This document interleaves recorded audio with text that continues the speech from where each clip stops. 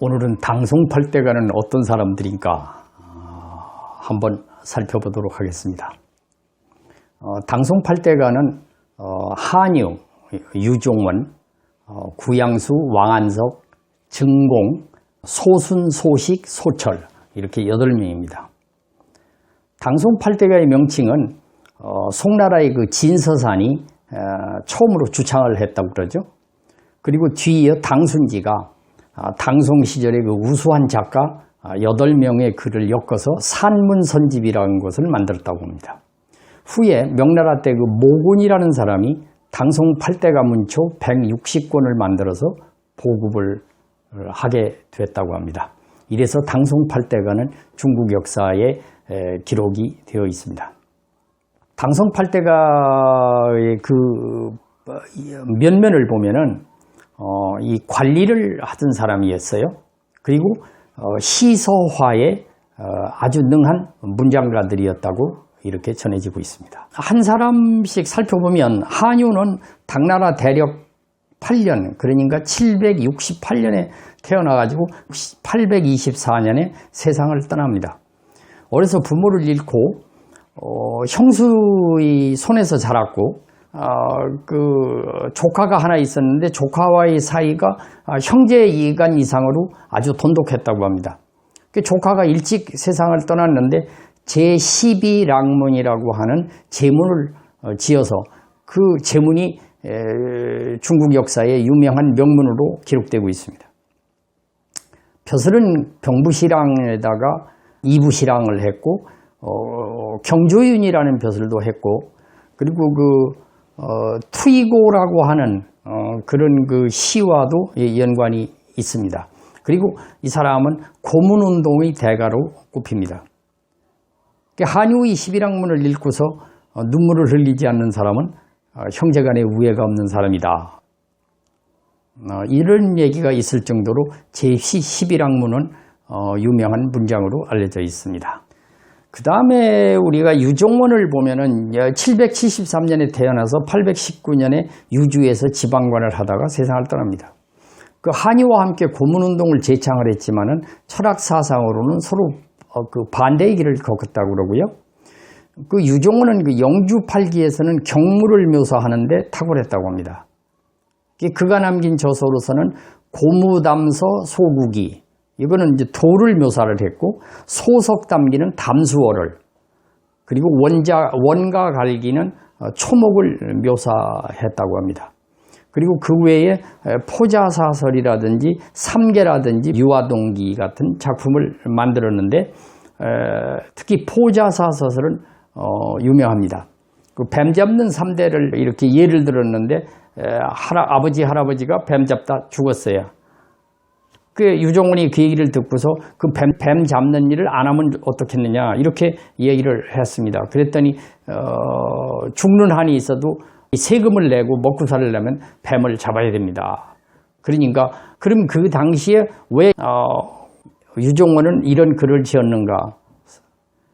그 당시에 세금이 많고 백성들이 삶이 너무 어렵고 힘들었던 시절이라 이런 거를 현장에서 목도하면서 그는 이거를 빗대어 가지고 비판하는 글을 쓰게 됐다고 합니다.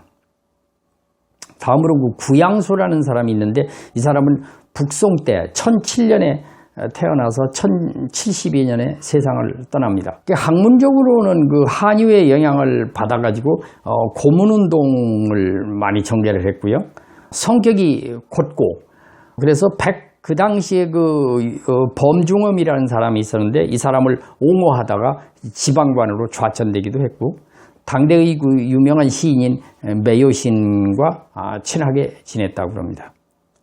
이 사람은 이제 캐캐묵은 그 은유적 학문을 배제를 하고 한유의 학풍을 따라서 간결한 문체를 중시를 했다고 합니다. 오대사기와 그 신당서를 저수를 했고 그 운율을 중시하는 그 태학체보다는 간결한 고문을 중시해서 그가 시험관으로 있을 때는 소식 삼부자라든지 증공이라는 사람을 과거 시험에 합격을 시켰다 이렇게 전해지고 있습니다. 다음은 그 증공이라는 사람인데 이 사람은 1019년에 태어나가지고 1079년에 죽었고 벼슬은 중서사인에 이르렀다. 그 아주 개혁적 인물이고 남풍선생이라고 불렀다고 합니다. 권력자의 그 무상한 일을 비판을 했고 저서로는 융평집이라든지 원풍유곡, 신서목록서, 전국책목록서, 선대부 지푸서 등의 작품을 남겼다고 합니다.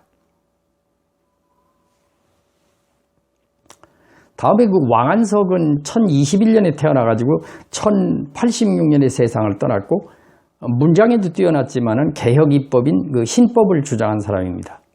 당시 그 신법에 반대한 사람이 사마광, 한기, 소식이었는데 이들과 아주 크게 대립을 했다고 그러죠. 북송 그 제6대 신종 때에 그 참지정사에 임명된 그 왕한석은 여러 가지 법 시행을 통해서 개혁을 했는데 예컨대 상인들의 횡포를 막고 농민들에게 농사기술을 보급해서 세수를 늘리고 관료체제를 개혁하고 군사력을 강화해서 중앙집권체제를 강하게 하려고 했다. 여기에 신종의 절대적인 지지가 있었다 이런 얘기입니다. 그러나 그 38살의 신종이 죽고 철종이 어린 나이로 등극을 하자 섭정을 하던 태우는 왕한석의 신법을 반대하던 사람이었는데 결국은 신법은 하나씩 폐지되고 국법의 시대로 되돌아갔다. 왕한석이 신법을 강하게 주장한 이유는 20여 년 동안 지방관으로 현지에 근무하면서 현지 사정을 누구보다도 잘 알았고 이것을 반드시 개혁해야 하겠다고 하는 생각을 평소에 소신으로 갖고 있었다 이렇게 전해지고 있습니다. 다음에는 그 소식 3부자를 말씀드리면 이 관리와 문인으로 이름을 남긴 사람들이고 특히 소식은 그 시와 사와 부, 산문 등에서 탁월한 재능을 보였다고 알려져 있죠. 그 소식은 사마광의 구법당에 속했던 사람으로서 거의 일생 동안 유배지에서 생활을 하게 됩니다.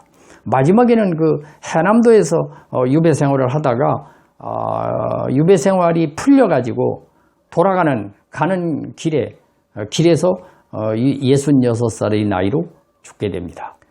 소동파 회화론을 보면은 대나무를 그릴 때는 먼저 내 마음이 대나무 속에 있어야 한다. 이런 말을 남겼다고 그래요. 그리고 그 대나무를 주제로 한 녹균원이라는 유명한 시를 남기게 됩니다. 돼지고기를 먹는 거를 좋아를 했어요. 돼지고기 쪄서 먹는 거, 이거를 동파육이라고 하는데 오늘날 그 항저에서 이 동파육하고 규화계라고 하는 그런 요리가 1000년이 지난 오늘날에도 전해 내려오고 있습니다. 오늘은 당송팔대가와 그들의 사상을 여러분들과 함께 살펴봤습니다.